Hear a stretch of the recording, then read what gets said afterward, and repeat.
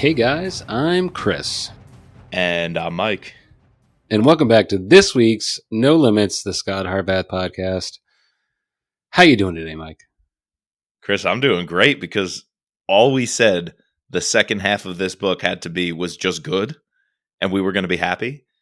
And I think this exceeded just good. I think this was excellent. An excellent book start to finish. Yeah, you've been a little cryptic. It's been a little bit since we recorded our last part 2, and we actually finished it a week ago, but Memorial Day thrown in there. So we're recording it a little bit later than we wanted to, but we haven't talked about it. Save it for the pod. Classic, right. Save it for the pod.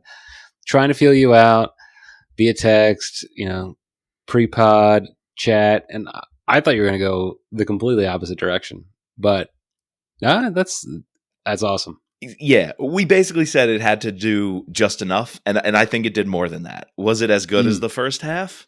No. Probably not. Yeah, I don't think so. But there are a couple of massive scenes, massive moves that Brad makes that are so high for me. It's an automatic couple of points on the scorecard. So it had to do just enough, and I think it exceeded that in expectations. And when you put that together with the banger of a first half, right now, this is easily sitting top 5 of all that we've read. Easy. Interesting. I'm coming in with an interesting take. So I feel like I could go one of two ways with this book. Mm-hmm. Because I have like a major, major flaw that I'm trying to grapple with in my mind. Yeah. Okay. And you may know where I'm going with this. Does it have to do with your scientific background?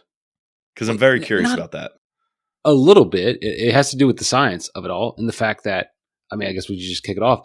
The frickin' virus pops off. And we kind of knew it was going to because, obviously, Scot doesn't get there in time. But it actually happens. Yeah. And in one sense, one part of my brain is like, wow, this is awesome. This is cool. Not awesome in the sense that people are dying, but awesome in the sense of this is a cool take on a thriller. I like these kinds of, the beginning of the post-apocalyptic, the apocalyptic event stories. You think of World War Z. You think of Cormac McCarthy. The Road. Well, that's we're looking at it afterwards. But, if you could imagine the prequel to The Road or the prequel to the whole Fear of the Walking Dead, right? I like those things. Those are interesting. And in a nutshell, I love the rest of this book. However, the other part of my mind, the fact that I know that this story continues on and we've read, we've covered at least, I've read all the books, but we've covered recently the 2 most recent in Rising Tiger and Dead Fall. And clearly this would have it's a cataclysmic event that is going to have ramifications for the entire future, Yeah. But putting that aside, and just enjoying it for what it is as a story, I'm on board with you. Sure. I totally agree. I think it'll be interesting as we go along in the next couple of books to see how this is referenced. And maybe I just haven't picked up on these things because I forgot about this novel. Right. It being in the middle of the series, and maybe Scot has been bringing up these things, in very slight little tones. Probably not, but it's the Memorial Day of Memorial Day has this problem too, right? The nuke. Or you think about the Sum of All Fears in Jack Ryan, where the nuke actually goes off in Baltimore. I feel like those kind of things, if you're building this world, right, then you have to take those into account.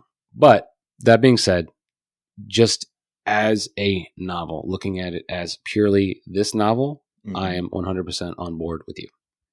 Yeah, I hear you. I hear everything you're saying, and I usually would have those same questions or same fears or concerns. I think we have to see what happens next book. We do get a hint that a lot of people survived this thing, including the president, who we thought for sure was going to die. So right. Porter is still around. Apparently, he makes a recovery. We even start getting information at the end that they're flattening the curve, that the 500,000 people who got the right vaccine and were vaccinated against this actually could make a difference, could help stop the spread. So knowing what we know about COVID and essentially the world went back to normal, of course it changed everything, But we're literally only... Yeah, but people weren't dying like this with COVID. Yeah. There's two parts to my responses. Yes, I agree. But then also it's like Scott did save the day, kind of. We did figure out the vaccinations. And it's one of those, I'm just going to have to accept it. Like maybe something happens next suspension book. of disbelief. I'm just going to accept it, right? And then this idea that, because I thought your problem was going to be the way the flu vaccine also had a vaccine for hemorrhagic fever that went out to people in North America and Europe ahead of time, because Damien and his eugenics crazy philosophy, those were the 500,000 people he wanted to save. I thought you would have an issue with how that was rolled out, and like basically they got some companies to put it in some vaccine samples and then could distribute them where they wanted, but get the politicians they wanted to die to get the previous version of the flu vaccine. I thought you would have a scientific problem with all of that. That checked out for you? You could stop hemorrhagic fever adding something to the flu vaccine? I just have a problem with the way Brad like worded it. It's not like scientifically, I guess that would be fine. Essentially what they're doing is they mixed vaccines. So when they were making 2 for 1, like this is what's happening. They did this with the flu vaccine. They essentially combined the two together. The way he wrote it, he said they snuck some genes in there. Like that doesn't make sense to me. Like, are they, because the way they make these things, right, is they produce them in chicken cells. Like, and it's a response, like a vaccine, typical flu vaccine is like inert virus. So I guess, what he was trying to say is it's scientifically plausible that maybe, I don't know if hemorrhagic fever can be cured. Like, I was going to say that sounded strange to me. That was one I was just willing to take the jump on. But the whole idea of, sure. Like they obviously did the research. They have this huge cabal of they figured out how to weaponize hemorrhagic fever, which is the fear that a lot of people have. Ebola is very, very severe, but it burns itself out because it can't, doesn't have that. But when they aerosolize it or whatever that word is. So if they have the power and scientific, capabilities to do that, then I believe that they also have the scientific capabilities to come up with an antidote for it. Yeah, and then somehow they mass produced it, snuck it into certain lots of flu vaccine. Sure, that all checks out. Anyways, his wording of like how they might have done it, I guess I have a problem with. But that I wasn't that this is a little science corner with Chris. We could have if you could go past all that and just enjoy the story without picking that apart. The general public and us lay people definitely can, like me. Like I was willing to overlook whatever kind of explanation he gave there and just say, okay, sure. And the fact that you can do that too, that's telling. I mean, if you had a problem with that, then you would have a problem with like so just the entire plot of the story. Yeah, so like, if you're going to nitpick on that, then like, why are you even read this book? It's like, all right. So while we're nitpicking, can I nitpick on something else, which is a little unrelated, but sure. There was a scene where I almost started screaming, no, because it was just after the halfway point where I was riding high, and you heard part 1, everybody. You know how much I like that. And I'm like, no. The troll was brought in, and we're kind of having this debrief session here to start the second half. And we're really getting the down low on everything and who knows what. And it comes out that they were using Mecca and the Hajj as a way to spread this thing. And I was like, first off, that's genius. That is one of the biggest global events on the planet. You're bringing together all corners of the world, and they're going to be returning to their home countries. So finding an event like that is just an awesome plot device with real world implications, that you release this thing in Mecca and all the pilgrims and take it home. But the troll is playing dumb. Yeah. The troll is acting like he's never heard of the Hajj. He's like, the Kaaba, what's that? Is that black stone in the middle of the mosque? And Scott's like, oh yes, Nicholas, that's exactly what that is. And so many pilgrims want to come see it. This is the troll we're talking about. If not the smartest person in the whole Scot Harvath universe, definitely the most connected person with intel all over the joint, with his hands on everything. And I even think when we met him, one of his first missions he was involved with was dealing plans with some sort of hit on the Great Mosque in Mecca. Like, I think he worked with some French assassin or agency, and they were like working on plans to infiltrate the mosque, and if people wanted to get into it or destroy it. And I distinctly remember the troll. That was one of his major like intelligence collections that he had, was all about the Grand Mosque. And he's sitting here with Scot, kind of just playing dumb, like, oh, interesting. Really? The Kaaba? Tell me more about this. Just so we can get I'm going to call it a tell a troll moment, where Scot just has to explain it to the troll, but he's really explaining it to us. Because Brad obviously has all this information, right? All this research. So you just have one character go like, oh, what's that? Tell me more. So another character can come in and explain it to the audience. I do not like that device at all. So might be a small thing, but that seemed so out of character for Nicholas. I think he just picked the wrong character. Like I don't know who you do that with, because Reed obviously has a deep understanding of that. Maybe Laura. World. Yeah, like because Laura is there making breakfast like for them. Yeah, like later on. So yeah, not that she's an idiot, but like obviously she's very intelligent too. But like there's other ways I think there's also other ways you could have had that conversation with the troll for sure. Where like they're essentially riffing off each other, like trying to explain this, like come up with an idea, like this will be this, exactly because of that, like, and then they're both just trying to give us this. It's an expose dump for the reader, dude. But yeah, as I was reading that, I was like, really? Troll doesn't know that? Yeah. Okay. All right. I brushed it off, small little thing, but it's just, again, it's like we had Reed Carlton out of character a few books ago with the money problems. Yeah. We got the troll here out of character with this conversation. We can't keep forcing these things. Let them come naturally through the plot. Maybe have this be a round table at the White House or in the Situation Room, seeing the cabinet a little bit more. You could have being some idiot chief of staff, like the chief of staff, like play him up as like some character who doesn't know jack dick about like the Middle East, or like thinks he does but he doesn't actually, and like someone schools him on it. Right. And then that's one of the secretaries we later see who's either involved in the plot or who gets killed, because of the government. And this whole thing really is a coup. And I thought that was a nice twist of, we think Pierre Damien is just basically killing people in Africa, right? He's sending this virus out. We thought it was killing people in the Congo. Then we hear he's killing Muslims with it, and they're spreading it around the world. But essentially, his end game is not to kill people with a virus. Yes, he's into all that, but it's really to orchestrate a coup of the American government, right? With that Linda character, and we're trying to figure out like, why is she involved in all this? And it's like, we never meet her. We don't know who she is, but she's mentioned a bunch. Oh, we do meet her actually. She's at the estate, the Clifton estate, meeting with these elites that Pierre Damien is working with. And we're like, why some low-level bureaucrat? Turns out she's the point person to run Mount Weather in a, emergency operation. So she's got her hand in the pot big time when shit hits the fan. And like Pierre Damien is 10 steps ahead. He's playing 4D chess with everybody. Well, yeah. It's crazy. He's a good villain. And he's a great villain. Yeah, I want to get into him later.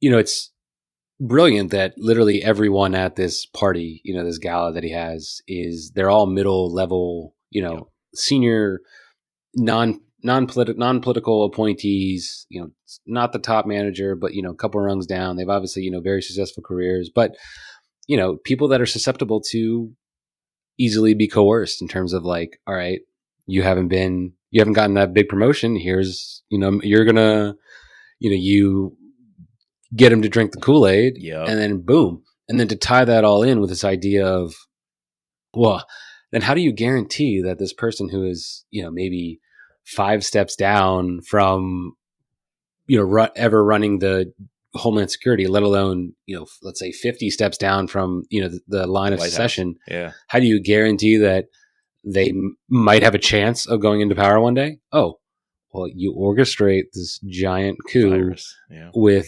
not getting the antidote, essentially guaranteeing that if you release the virus, then they won't be productive. So yeah, and it's crazy. Like, all right, first you knew something was up when Porter was coughing during like the first interaction with you. You're like, oh shit, that was a little on the nose. It was a little on the nose. But then it's like every single person keeps coming up and then dying. Like, they just keep on getting a new president, acting next president. Guy up. President. Yep. Yeah. that to me was like, it was interesting. There's a lot of aspects of this plot I think that were very well thought out, very well executed. Yes. Yeah, and I think we can talk about Damien. I don't know, he's a very interesting character, and I'm kind of upset that he died. I felt that you could have had something there. Like he obviously orchestrates this plot. The plot is successful, but then like what if he got away? And then like he obviously has this deep dark underground where maybe he has contingency plans or exactly. I don't know. I guess we've done that with a couple of different novels. Well, like the Survivor, what's his name, from the grave, released all those files. Rick, Joe Rickman. Joe Rickman. I feel like a Pierre Damien could have really risen to that level, of something like what happened with Rickman in the Rap series. And you're right, it did get weird in one of those final scenes where Rap goes to kill him and get his justice towards the end. I kind of like the fact that Rap goes through the whole house and everywhere the guards are, leading Rap to think, oh, he's behind this door. Oh, he's behind that door. And he isn't. And when you mean Scott? What, Scott? Yeah, what'd I say, Mitch? You said Mitch, yeah. Right when he's going through Damien's estate and his hideout, he's killing all these dudes. He like just stumbles at the very end into the solarium thinking there's no way he's there. Like that's not a good hideout spot. And he's just sitting there in a chair looking out. Right. That encapsulated who he was. Mm-hmm. And the way he just speaks so calmly under pressure. And he's just like, what is he, like, reading a newspaper or something? Yeah. He's just reading the paper. He's like, it's done. And like, it gets awkward when Scott offers him asylum. Like you could see Scott trying to turn him or at least say there can be some use for you. And Damien's having none of it, but it was kind of awkward. I was a little surprised Scott would make him that deal in that way. I don't think then it he was just ever shoots a him real anyway. Deal. I think Scott was always just there he was just toying with him. I don't know, but it didn't hit though. That's not the way to toy with him. Yeah. If this dude's so bad, if you're going to kill him, why ask him like, you want asylum? We can go put you on an island. And he's like, oh, like Elba and Napoleon. And Scott's like, yeah, maybe. And then kills him. Like, huh? What? Why'd you say that whole thing?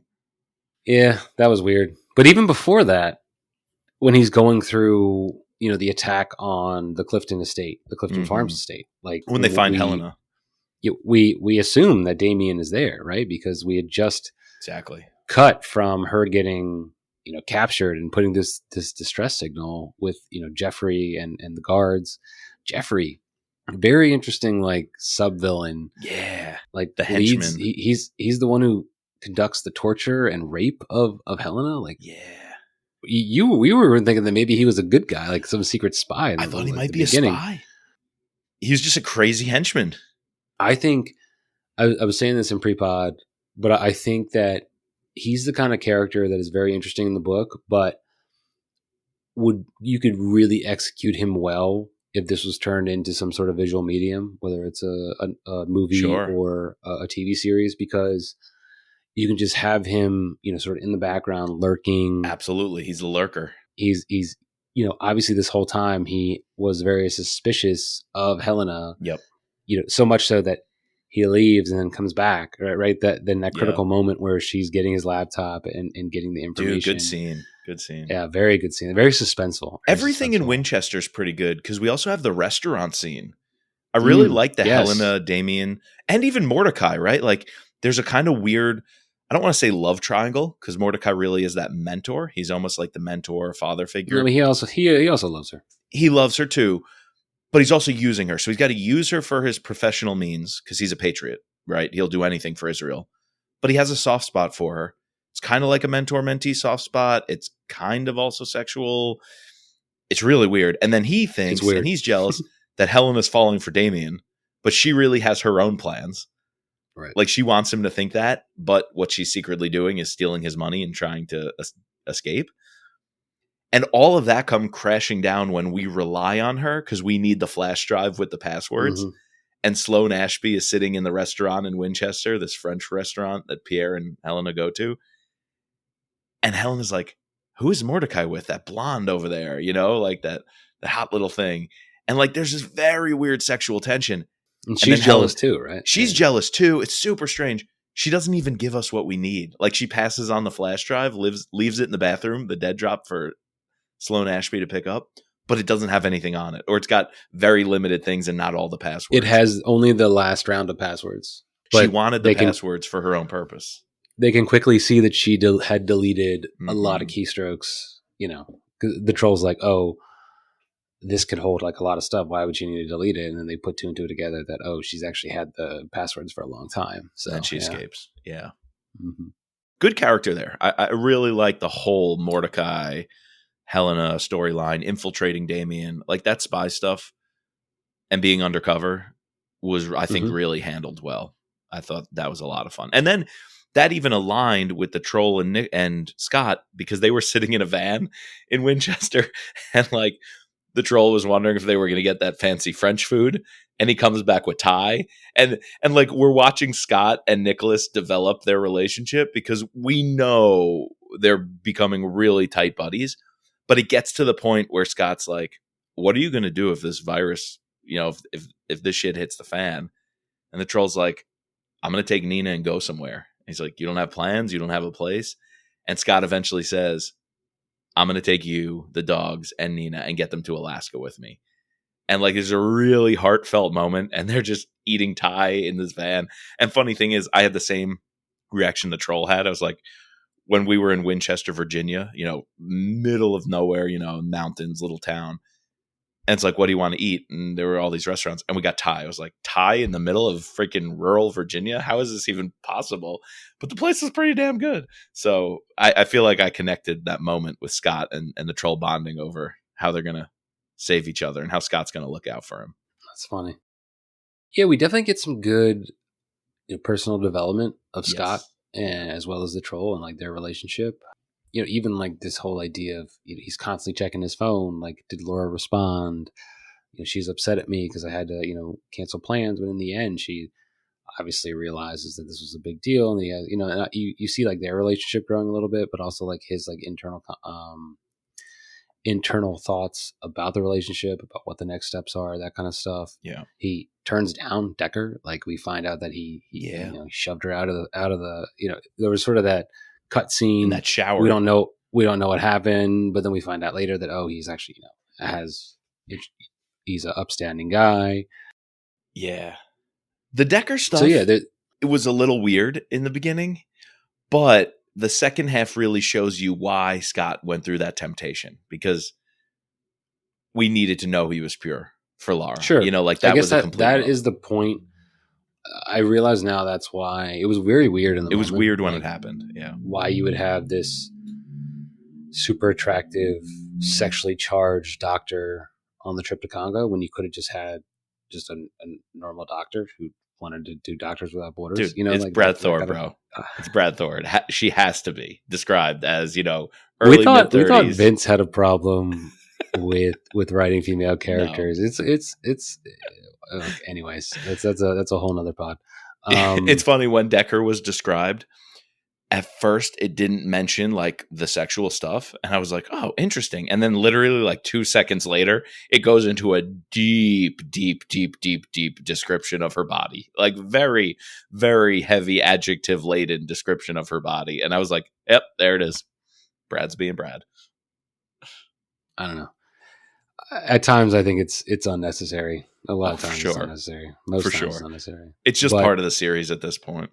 Yeah. It's like traveling heavy. It's going to happen. You have to you serve your base. As a wise person said about Game of Thrones, it's just a bunch of tits and dragons, So tits and dragons sell, man. It absolutely sells, because you get the nerds, you get the action people, you get the fantasy people, you get all the men. Yeah. Like, it sells. Yeah. So, should we move to the scorecard, or should I pause for a second and give you my review of this book in the form of a limerick? Oh, give it to me, Mr. ChatGPT. All right, so he's right. We were doing the pre-pod, and I was like, "You gonna do a limerick?" And he's like, "All right, let me come up with one." You were taking a little bit longer than normal, so I was like, let me just see if ChatGPT could do this. And so I first typed in, "Give me a summary of Code of Conduct by Brad Thor." It gave me a pretty nice summary. And then I said, "Turn a turn a review or no, turn the summary into a limerick. Oh, interesting way to prompt that, like a true scientist. So it goes like this: first ever ChatGPT limerick for the No Limits podcast. In code of conduct, thrills abound, with plots that are globally wound. Scot Harvath takes flight to uncover the blight in a tale where suspense does rebound. Yeah. I'll give the robot credit on following the limerick format, which is something I'm very guilty of not doing. Having it rhyme properly, for sure. Kudos to you. But it's just so generic. I like to use names, places from the book. That's the problem, is that I feel like anything you're going to get, maybe like a more famous book that like obviously has had way more, because all this stuff is just, one, it reads the novel, and two, it reads like everyone's thoughts about the novel. So if you said, give me a limerick of a review of, I don't know, Hunt Tale for of Two Cities. Or exactly. You know, like some famous line might come up, or a famous scene. Sure. Whereas it's very generic. But it does get the globe. It gets globally. It's very global. Sure. There's a blight with the virus. Fair. So, anyways. Fair. Those things could be interpreted to go for any storyline. Yeah. All right, we're going to have a little limerick off, though, here. So we want to hear from you. Hit us up on social media. Do you like ChatGPT's limerick or a traditional No Limits Thriller Pod limerick? Because GPT. While you were doing that, Chris, in just the same amount of time as you read your little summary and asked ChatGPT your questions, I came up with a little something myself. Okay, let's hear it. And like I said, I bend the rules of the syllable count and the rhyme structure. I know this. But that's why it's a No Limits authentic limerick. Adventures abound in the jungle, where Scot and Decker must trundle. A deep look into his soul, alongside Padre Peo. Love for Lara and Marco, so humble. Boom. See, you're able to capture little bits and essence that are important in the novel that only like people who are crazy like us doing this pod in our basement on a Tuesday afternoon that would care about it. So yeah, that's why yours are better. And dude, I think the reason I wanted to put this in here and emphasized it with my voice there is we got to jump to the end of this book before we do anything and talk the return of Padre Peo. Yeah. A little come to Jesus moment for Scot after he goes on a bender. That might have happened a little quickly, where Scot hunts down these dudes in a bloodbath across Europe and is sitting in Malta at one of the safe houses where they were holding that guy they picked up from one of the UN Congo ops. And he just massacres the dude. It all happened a little quickly for my liking. I think that's something I would have liked to see explored over the course of, who knows, maybe even a book or two. But in just a few short paragraphs, he goes on this absolute bender, gets completely drunk, isolates himself, and like seems to forget about Lara and Marco. And I get that's because of his grief after the attack. He literally says, I'm watching on the news the bodies pile up and be buried in just massive pits around the globe, knowing I failed on something I could have maybe stopped. I get it. Do you feel the same way? It just happened so quickly. Yeah, it did happen very quickly. And I feel like that's why I think you could have had this book end with like the president dying, like you could have something, some crazy shit going down. And then the whole second book could have been the repercussions of the attack, him, trying to find him trying to find Damien. Yep. Exactly. That whole piece could have been a book. And then trying to get revenge on all these people that were involved.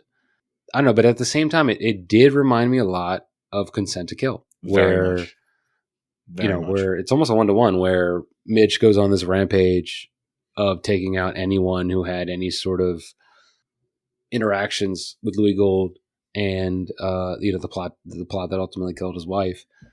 In that sense, it's way more personal, but I guess in this sense, that's where I guess I have more of a problem with this idea that this was a huge event, because obviously this impacts Scot very heavily, to the extent that he he does this, Yeah. So for that to happen, Yeah. but then if it doesn't like continue Have through, then like implications. I'm like, all right, that's even a little bit more weird. I don't know. Maybe that's Yeah. why I'm having a hiccup. And now that you bring that up, because No, you're right. I so overlooked it it's earlier, right? Like I kind of wrote it off saying I could have swallowed it and moved on. And if the next book maybe mentions this attack or there's some fallout, great, grand, beautiful. But then you give me a passage like this and I'm just like, whoa, the wounds are open. Like mhm. we got to deal with this. We got to confront it. And we still don't. But see, the Padre Peo scene really lets me feel like Scott confronts it in a way Sure. that's overly satisfying and that's great. But if it's that shocking of a thing for him, it has to have global consequences, and that's being ignored. So I like how like the microcosm is dealt with the Padre Peo scene, basically saying, I'm offering you confession. I will literally sit here with you, and when you're ready, you know, I'm here to listen, and like, you could be absolved for what you've done and what you're going through. And Scott says, no, I can't. Keeping this inside is what keeps me going, which is what Mm. keeps the world and the country safe. And so he's like, right now's not the time, Father. But when that time comes, if it ever comes, I'll seek you out. Like we'll have that moment. And I just think that encapsulates everything we know about Scott so far is he has this dog in him, but that dog has caused him to sacrifice so much about his own hopes, his own desires, his own dreams. And we're seeing that eat away at him now. And it's fantastic that an old friend of Nicholas, who has been through very similar things, who was nearly dead, he had a whole life, where he was on a bender and he was on a rampage and he was killing people and he was an assassin. Yet he was saved by this priest at his lowest moment who pulled him out of it and became a priest himself. And to have that character in this moment of Scott's life come to him and just be with him and just sit there with him, even when he's not ready to confess, I just thought was so powerful. It was sadly rushed. It was sadly at the very end of a book, maybe where it didn't need to come in, but it was really powerful writing. And here's something that takes us into it. Listen to this quote. I got one quote from this whole half. No, I already read it. It's very good. Dude, it almost is like that Jack Carr scene. You know when Jack Carr describes James Reese going across the Siberian countryside like a specter? Or Mitch Rapp, right? Lethal Agent out in the desert. And he stumbles in and he was just surviving, right? Well, here's what Scott was doing, quote, moving like a cold wind through the capitals of Europe, Harvath was death. Riding upon his pale horse, he struck with great fury and without mercy. No matter where the members of the plenary panel hid, Harvath found them. And when he found them, he killed them. When the last one was dead, he made his way from Lisbon to Malta, threw everyone out of the solarium interrogation site, and killed Jan Hendrik. He then tracked down a case of Jack Daniels and stayed drunk for 3 days. He couldn't watch the news. He couldn't listen to the radio. He couldn't think about the future. There was no future. People around the world were dying so quickly and in such massive numbers that the bodies couldn't be buried fast enough. And who do you need at that moment? Padre Peo. Who the troll called in. Nicholas called him in. No, I think you're right. In the microcosm of this novel, it's great. It's great. And all these pieces fit perfectly. And I guess to counteract our points, he doesn't know this information yet that he then finds out in the next chapter that the virus seems to be burning off. There may be a light at the end of the tunnel. Right. It might not be, obviously, a lot of people are dead, but it's not maybe as bad as he initially thought. And so we're catching him at this point where he doesn't have all the knowledge yet, but he still feels so personally responsible for this. Yeah.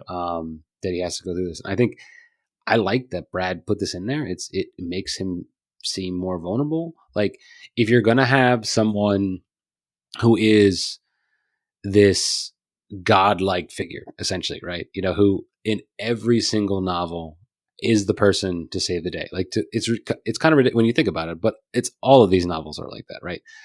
To have your main character be the person that's involved with, a takedown on New York City. Yeah. Superman. Involved. Exactly. The He's Ubermensch. Superman. Yeah. So, but to have your character be that person, but then also, like I said, build upon their character by putting in a scene like this, it really rounds out the series. So, yes. Could it have been contextualized a little better? Maybe given more space to breathe? Maybe, like you said, in another book where they're chasing down Damien and seeing the fallout of this? I think this book just could have been longer. It could have been. I would have been here for it. Go full Consent to Kill if that's what you're aiming to do. Correct. Consent to Kill is the longest Mitch-Rapp book. Yes. It is this could have been. I would have been 600 pages. If this one was 500-600 pages, I would have been fine. This book is it's almost 5. So another 100 pages. What's another 100 pages? Come on. Still pretty long, but we've criticized Brad Thor books when they're long almost for no reason, or they're unnecessarily long and complex. There is so much that happens here that just works. Like, if this were a lesser book, we would have been like, oh, did you really need Mordecai? Or we would have been like, oh, did you really need that hit on the UN house or whatever? Well, yeah, that played into the global, elitist piece of manipulating population patterns. It all played. Did you need the Clifton Society with that Linda woman from the government? Yes, because that played into the Mount Weather plans. You really needed it all. And we didn't, dude, with all of this, we want more packed in. It's rare to say that with Brad. We want more packed in. We have not even mentioned, I was going to save it for the scorecard, my favorite action scene in the book. And quite possibly my favorite scene in the book. Okay, so let me say this because it might be where you're going. So I was going to say the only thing I think you could justify cutting, just because don't say it. It really doesn't need to be there. Don't say but it does need to be there because it's a freaking cool concept where essentially the judge. Yeah, no, but even getting to that point, Reed tells him, "All right, you need to get taken. You need to now completely get taken by these people." And I think it adds this other element of where in times of crisis, these people are just doing what they're told and, not asking any questions. And it's shit like that would probably happen, just following orders. And then this idea of, that's what a lot of, people during wear your wars mask, have said. Social distance, get your shots. Just, that's what they told me to do. Oh God. We're not going to touch that. I went there, Chris. Great. But the fact that we get this whole train sequence of the Union Station with the Chief Justice is flipping awesome. It's dope. And I'm going to push a little. I don't want it. You started out by saying that's something that could be cut. If you had to make cuts, if you wanted to make this more of a because this is way longer than anything that we've gotten from Brad recently, right? Yeah. I disagree though. I'm going to disagree, and not only because of the awesome action. That's one reason I don't want this to be cut. It was my favorite action sequence. And I honestly almost wanted the book to end with the Supreme Court Justice walking into Mount Weather or going to this meeting and basically pulling rank and being like, sure, screw the Constitution right now. There's a coup going on. I'm in charge. I'm the captain now. And then another book to catch Damien, to see the fallout of that, to see how this judge actually reinstates the Constitution because the people with the coup were trying to undo America, and this judge actually wanted to be a patriot, but in a moment of crisis, he had to pull rank. I could have loved if we went that way. But the other reason it worked, for a while, the whole virus thing seemed scary, like they're hiding out in Bishopsgate. And Scott's like, Laura, I'm going to put you on a plane to Alaska, and if I need to save Nicholas, I'll save him. And Reed Carlton with his mother. He refused to flee. His wife, excuse me. Yeah. He refused to flee because his wife was in the nursing home and he wouldn't leave her. And I'm loving all this. But in the back of my mind, I'm like, I don't really know if I believe the virus is all that bad. They keep telling us it's bad, but I don't see the fallout of it. When he had to go to Union Station and was essentially being interned and was going to be sent to a quarantine camp, I was like, this is next level. This is what could have happened in COVID. This is what was going on in China with their zero COVID policies. Sure. They were rounding people up. There were no rights. They were not telling people anything. And they were having people sit at a desk, told they have power, using all of the government's, weaponization to control and round up people, including the Chief Justice and including a very high operative in the U.S. government like Scot Harvath with all these just because they were on this main core list. And they were rounding up all these people because of main core, a FEMA list that says in an emergency, these citizens are dangerous. dude, that element, don't cut it. I get some people could say cut it. The main core thing maybe was getting a little weird, but knowing what we know from COVID, I think this book needed to have an element of government control in those moments. We had to see what that actually looks like and how it affects our characters. And no doubt, the way this person at the desk was like, I don't know anything. And Scott kept pressing him like, tell me where we're taking us. I don't know anything. We're literally rounding up people, putting them on trains, sending them to camps. And the people doing this can't even answer basic questions of why they're doing it. That was maybe the scariest thing in the book for me. When we could see that power apparatus, the weaponization of the government happening. And we hadn't seen that to the point. We heard about it. Things are falling apart. Oh, there's all these restrictions. Oh, it's scary out there. Oh, the government is taking over. Oh, there might be this coup. But that was the moment where I was like, dude, this is becoming like, this is elements of the Nazis. This is element of the communists. This is elements of, every evil empire out there. And it's happening within our own government. And I was like, damn, dude, we needed that. And then the kick-ass action scene, throwing the smoke grenades in Union Station, convincing the justice to come with him, that he was on the good side by saying, your wife sent me. Then he finds those 2 cops, right? Just Amtrak cops or something who are about to stop them. And Scott convinces them like, look, do you know why we're being put on trains? Do you know why the feds and Homeland Security is rounding people up and sending them away? And the cops are like, no, this is kind of weird. We shouldn't be doing this. And the cops give them cover.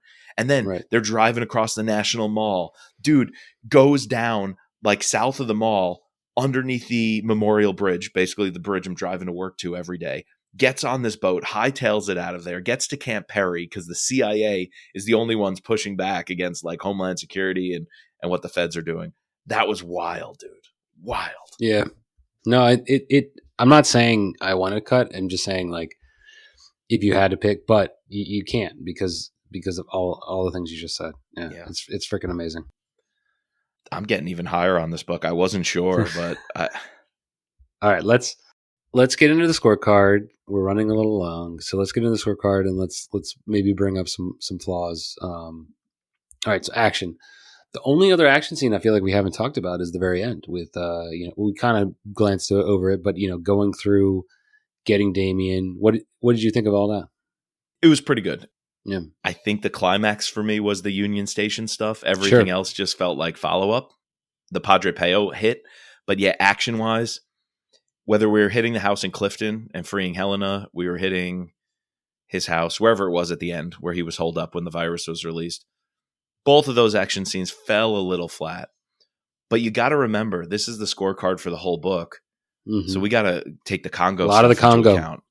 A lot of the Congo. A lot of the Congo stuff. Some really good action scenes there. So can I go 9?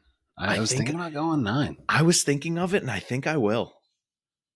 I think I'm going to go 9. I was thinking like 8.5 or a 9. Yeah, I'm going to do it. I'm a 9. All right, what about the plot? 9.5. 9.5. 9.5. I thought the virus thing would bother me. It surprisingly didn't.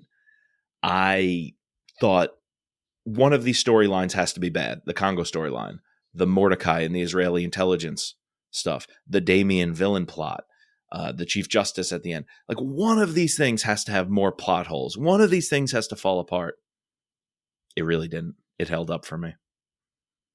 So I don't know where to should I ding this and buy in because of my problems with, the whole thing versus the plot? I guess it doesn't really ultimately matter, but I can't take it from both. I don't know. It's not as high as I think I'm going to go 8.5. Okay. Yeah. Solid. Yeah. A lot of things hit. There's a few qualms I have we brought up. I think the pacing and the quickness towards the end could have been drawn out a little bit more. Yeah. That's probably my half point. I could have gone 10 if it wasn't for that. You could have gone 10. Wow. Yeah, I really could have. All right. What about buying into this story? 5. Yeah. Yeah. See, this is where I'm going to ding it. I'm going to ding it with like a 3.5. Yeah. And that's valid. I see that, and that's completely valid for me. But you're hook, line, sinker. Bought it. I was willing to overlook a lot of that. These little flashes of questions or hesitancies about where this plot was going, I overlooked it, and sometimes I can't. I almost have that brain where it's like if something bothers me, it bothers me so much, it nags me. I can't shake it. And that didn't happen here. I was able to shake anything that was a little off-putting because it ended up being justified for me. Yeah. But I see your 3.5 for sure. Okay. Okay. Pierre Damien. Right, what about Pierre Damien? Dude, Jeffrey, Pierre Damien, some of these other people they pick up and round up along the way. This is he's a good close villain. He's close to a 5. Yeah. I think if he had like a killer ending scene, yeah, that was, you know, and it's almost maybe not his fault. It's like the dialogue we got from Scott there kind of like ruined it. Yeah. You know, if we had like, I'm just imagining, you know, some of these recent Bond movies where we have like Javier Bardem in what is that, Skyfall? You know, just that creepy scene you have at the end before he dies. Yes, that would have sailed it into a 5. But I'm going to see you with your 4.5. I agree on that. Very strong villain. Even the Jeffrey character is pretty creepy. Yep. Intriguing. So that elevates it as well. I like what you said about the lurker. Yeah, that half a point. We're going to 4.5. That half a point could have been made up with his death when Scott hunted him down. Just something missing there. Some little thing missing. Good guys, dude. We've got the Africa team, Ash and the guys. Yeah. You got Decker, the doctor. And then we've had Mordecai throughout. I would consider him an ally. The Troll and Reed Carlton come into it. We got a lot more Sloan and Palmer in this book. Sloan and Palmer are used wisely, I would say. They weren't just a side piece that only come in for convenience. Like, they're kind of in it. The scenes at Bishop's Gate, right? It felt like a family. Yeah. Laura, and then the ending. He's going fishing with Marco. Laura says a little boy wants to see you. In Anchorage. We had the sign "Gone Fishing" in Bishopsgate when we first were there. I think somebody left that on his mantle. Well, now he's gone fishing with Marco and turns off the with cell Tracy. phone. Yeah, exactly. He had the "Gone Fishing with Tracy." I'm going 5. You're going 5. I'm going 5. That's solid.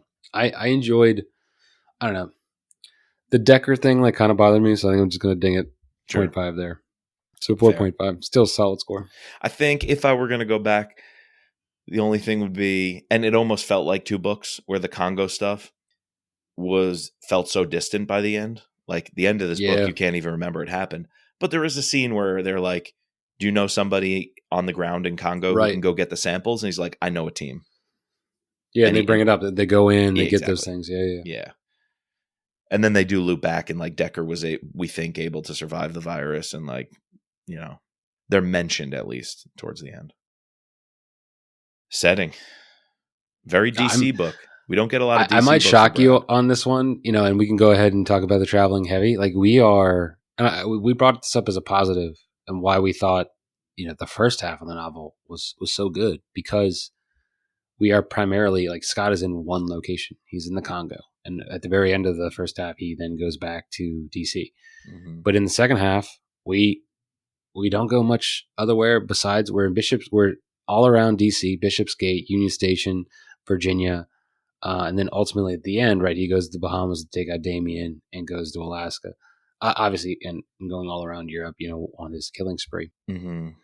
But in terms of like where we physically are, the setting, one, I said in the first book, I thought that we were in the Congo. I felt that was very big. And then two, you brought it up, this aspect of like why that whole Union Station scene is needed, because it does such a good job at giving us the setting of what this pandemic or epidemic would be like. You know, what like the feeling of this apocalyptic event is going on. I think like it's kind of like thinking about setting, but in like a non-traditional sense. Mm-hmm. So I think Brad does a really good job at that, as well as also doing a really good job at elevating the, you know, traditional sense of setting. And then also, like, when we're in Virginia, like this, I felt like I was in the Shenandoah. His descriptions of the Clifton Farms and going to the restaurants and all that kind of stuff. Like, maybe it's because I've been there and like, so I could imagine it as he was saying it. But I'm going 5, dude. It's a really strong setting book for me. Yeah, I'm flirting with it. I think I was generous in a few other areas, so I hear you, and I'm with you on that 5. I think I have to go down to 4.5 because Congo was a knockout 5. Rural Virginia was a knockout 5. we cut unnecessarily, I feel, to like Geneva a few times and then Malta and maybe even Austria at some point or something like that. Yeah, Alaska. in the flashback scene with Mordecai, his first interaction with Damien. Yeah. Oh, that's right. That's right. Yeah, in that hotel, right? When he's jacking his stuff. Is it a 5? I'm just thinking the way the Congo was done so good in the beginning, I wanted something mirroring that at the end. Mm. It's different. It turns into a different kind of novel, though. Turns into a different kind of book where I don't expect that. Although DC and rural Virginia and the surrounding countryside is done really well. It's like one of those 4.7s, 4.8s that I'm going to go down. Because I was generous elsewhere, I think it's a 4.5 for me. All right. Yeah. Whereas I was not generous, so I'll give it the bump up. You make up ground. Exactly. Covers. All right. There's some good stuff happening here, dude. A and B, we have this is the new cut logo, correct? This is like the redone, because the C is the original. I couldn't figure out which was which. I thought A and B were two versions of the original, the hardcover and the paperback, because I know I have A in hardcover. Like I've seen that one, much more common. Okay. I couldn't figure out if C or D were the new logo style paperbacks. And D is in another language, so it's definitely not that one. D is in another language, but it looks like the one with the symbol in the middle. And then I went on bradthor.com, and they show, when you click on books, all the new paperback releases. They probably want to try to sell those new releases with the logo. Yeah. And they have C listed for this one. So okay. I think C might be that new wave paperback, and instead of a traditional logo they've been making up, they use the UN. Or it hasn't come out yet. It may not have come out yet. Yeah, I forget what book they're up to on doing those. That's possible too. So C is also the one on Everand, and I think C is also Kindle's. So we should just say that all three of these have this is the UN logo, right? So I like it. Maybe it's just because the UN logo has like this target in it, like it's the A and B, the colors.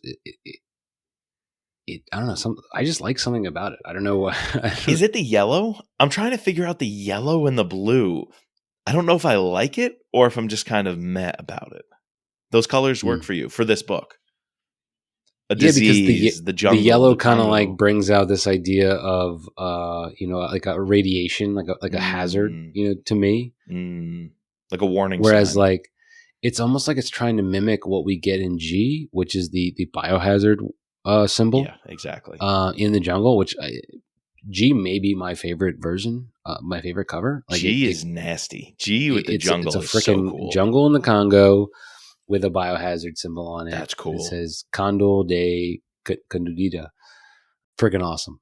The jungle kind of blends into the biohazard scene. Like that's exactly what I think of when he and Decker are kitting up and wearing their PPE and going to look for this this village in this burn pit where the medical clinic used to be. G just is so reminiscent of the first half of this book. It's almost perfect. Yeah, no, I agree with you. I think because I like that one so much, I'm struggling with A, B, and C in going with the UN logo over the biohazard logo. Going with the UN is a huge like aspect of this novel. It is, and that's a whole lot of the Pierre Damien plan and his little committee. You know what would have been cool if there's a way to like blend the UN logo into the biohazard symbol. If you can use the UN logo, but instead of the continents inside the radar, you just have the biohazard logo or symbol. Yeah, something like that. That would have been sick. A way to mix the two. I think the UN logo looks great on C. It almost feels like a Mitch Rapp, Vince Flynn style cover. For sure. But A and B, it blends too much. It does kind of get lost. The logo gets lost in the bright yellow.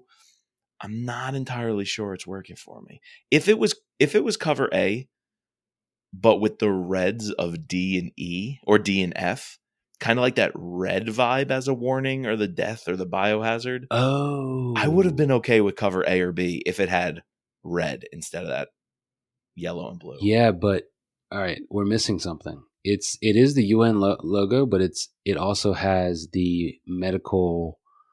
Oh, the snake thing. With the what is that? It's like the EMS symbol, right? Yeah, exactly. Yeah. Oh, dude, that's exactly what we were talking about. That's kind of cool. It's hard to see though. All that gets blurred out. It's very hard to see with the bright yellow and the contrast with the blue. The snake and the staff is a symbol of the emergency medical services. Yeah, and it's the rod of Aeschylus, something. Asclepius, an ancient Greek symbol of medicine and healing. Yeah. All right. That's a cool concept. They went with the medicine as opposed to the biohazard. Yeah. So, all right. Yeah. I'm looking at this. I'm like, wait, these are. I thought they were the same, but no, they're not. They're a little bit different because they have that. I see that snake that pops out. Okay. I think if C had that would have been pretty dope. And then two that we haven't talked about yet, E and F, are another Brad Thor, and it's Mockvirus. Mockvirus. That was Dutch and German for power virus. The book was called Power Virus. And we get two different color schemes, both of us like very post-apocalyptic, colors. You get this kitted out guy on the National Mall, and in the background is all of these parachutes with like coming down. So even though that scene doesn't like happen in the book, it's kind of cool to me. Yeah, it's reminiscent of the Union Station stuff, or like Red Dawn. Sure, I was just about to say Red Dawn. Exactly, like a foreign agent coming in to take over the country. Yeah, or dude, even our own government going after citizens with the Union Station scene. Like, it has elements of that, even if this thing didn't happen. So yeah, exactly. That's why I'm not going to ding it. It's a terrible European design, but I'm okay with it. Yeah. And speaking of terrible European designs, H. Like, oh yeah, come on. I think that's Polish or something. It's just like, let's just put a Polish dude on the cover staring at us who does not at all look like Scot Harvath. Oh, maybe in Damien. A suit. Could be Damien. I guess it could be Damien. That could be a dude in a suit. An evil looking dude in the suit. Yeah. Stupid, but could be Damien. Well, and then what is this? So in D, the boat? It's a boat. I don't know what that like symbol is behind it. Is it like a gas mask? Oh yeah, you're right. Maybe? It is a gas mask. Okay. So maybe a hint of the medical stuff with and then the snake. But the boat reminds me of like East Asia.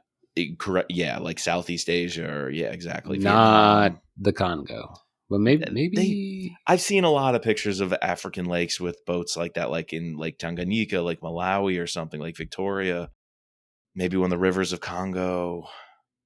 But there's nothing on a boat in Congo. I mean, I just Googled boats in Congo, and I get a similar I get a similar picture of like that kind of boat. So ChatGPT show me boats in Congo. Yeah, but I guess the problem is that we don't ever get a scene on a boat in Congo. So if there was a scene where Brad was going into that Matamini clinic and he had to be on a boat. Sure. Okay. Maybe. But there's clearly a fishing rod too. If you put Marco out there and they're fishing together just in like a rowboat or whatever, I would have liked that more. I would like that more, but you don't have a little boy there. All right. After all that debate, A, B, and C, you got to take into account the most, the American kind of common versions. But then a couple of bangers like G on the foreign version. Where do you sit with this one?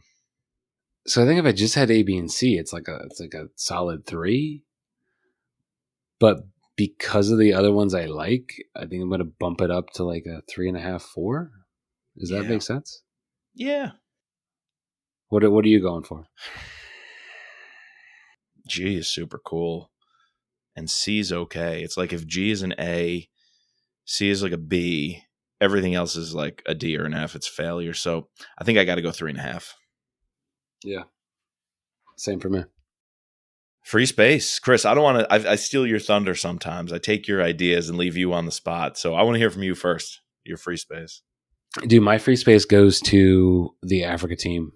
Ash, and the two other dudes, I'm blanking on their names now, but I don't know, just the dynamic of those British SAS guys and how quickly, they obviously knew Scot wasn't telling them the truth, but ultimately they had this camaraderie. They came together.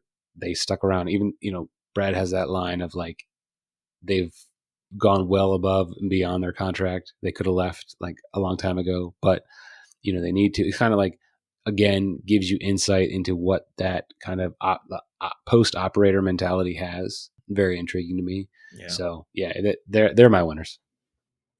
Dude, that's good. And I'm glad you gave a shout back to part 1 with the Congo stuff, because it was so good. It was just so good. But I'm going to go a little more recent here.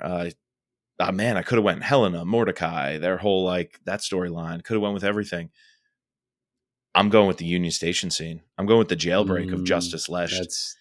That's key. The fact that the country was essentially saved because someone like a Reed Carlton, a private operator, kind of on the edges of the U.S. government and intelligence, is able to say like, the country hinges on a respectable man who can unite people, who can tell the truth, and who could speak some common sense back into the world during this pandemic craziness as we turn into an authoritarian regime. And he realizes we all need a Justice Lesh. We need that somebody with the gravitas, the experience, the moral compass in a time of need. And Reed Carlton directs Scot to break him out, jailbreak him from a quarantine camp in Union Station. That's just nasty. And then how the whole scene goes down. Awesome sequence of events. Absolutely loved it. And in a sense, that kind of got us to the Padre Pio scene, because that jailbreak kind of put things back on track where Scot could now go off and start murdering dudes across Europe and just being that specter in the night, which leads him to his moral collapse and his need for Padre Pio. So I feel like that scene just brought us into a race to the finish line where I was maybe losing steam the last like quarter of the book. That brought it all back. And I was full steam ahead to get to the end because of that scene. So there it is. There it is. Score time. What do you got for me, Chris? So I'm just totaling up mine. Oh, is this did I do the math right there, Mike? I think I have a 46. I didn't count yours up. Are you up there with me? You got to be a little lower than where I am. No, we are. This might be our biggest diversion. Let me just total. What's yours? This is a gap. 42.5. Ooh, that's a 3.5 point swing. Yeah. And I could have gone higher. I'm looking at that 46 and I'm like, man, that could very easily have been a 47 with a couple of tweaks, or if the covers were better.